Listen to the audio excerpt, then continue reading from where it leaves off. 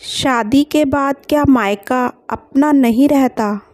पति को अपने ऑफिस के काम से 2 दिनों के लिए बाहर जाना था, तो वह अपनी पत्नी से बोला, चलो तैयार हो जाओ, मैं तुम्हें मायके छोड़ देता हूँ। तुम यहाँ अकेले रहकर क्या करोगी? वैसे तुम आज तक कभी घर में अकेली रही भी नहीं हो, और ऊपर से तुम इतनी डरपोक भी हो। पत्नी खुशी खुशी मायके जाने के लिए तैयार हो गई।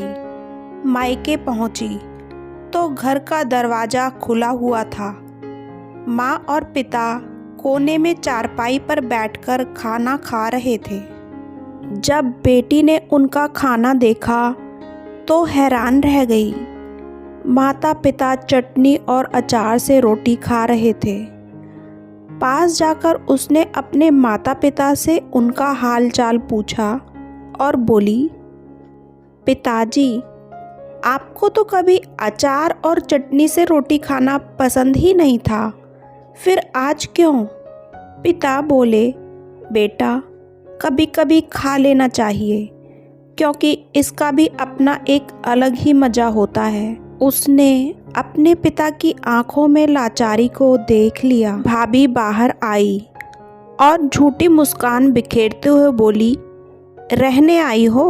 वह खुश होते हुए बोली, हाँ, मेरे पति 2 दिन के लिए बाहर गए हैं, मैं 2 दिन यहीं रहूँगी। भाभी ने कहा, बैठो, मैं तुम्हारे लिए चाय नाश्ते की व्यवस्था करती हूँ। भाभी यह कहकर चली गई। वह भी माता पिता से बोली, मैं जरा रसोई में भाभी की मदद कर देती हूँ और भाई से भी मिलकर आती हूँ। वह जैसे ही रसोई में बर्तन रखकर भाई के कमरे की तरफ मुड़ी, उसे भाई और भाभी की आवाज़ सुनाई दी।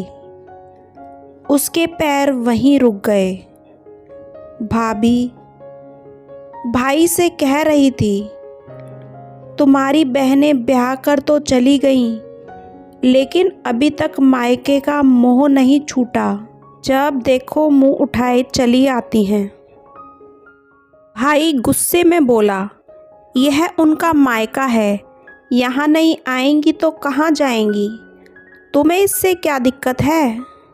भाभी भी गुस्से में बोली, बस अब और मुझसे तुम्हारे परिवार वालों की खिदमत नहीं होती।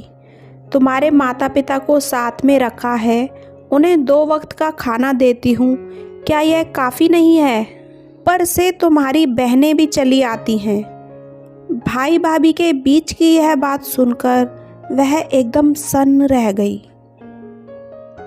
उसकी आवाज़ तो उसके मुंह में ही दबकर रह गई। वह तभी उल्टे पांव मुड़ी और थोड़ी देर बाद फ़ोन को झूठ-मूठ कान पर लगाए कहने लगी, अम्मा, बाबूजी, आप अगर आप पहले ही मुझे आने का बता देते तो मैं अपने मायके ना आती।